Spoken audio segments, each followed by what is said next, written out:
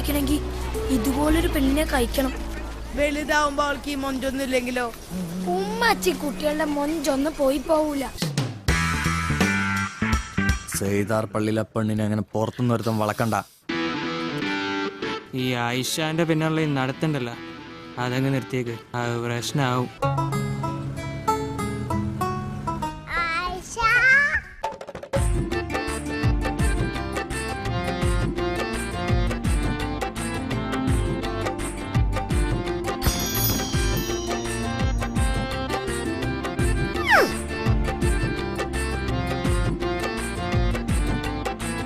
എന്നാലും എങ്ങനെ വീണെന്ന് എനിക്ക് തിരിയാത്തത്.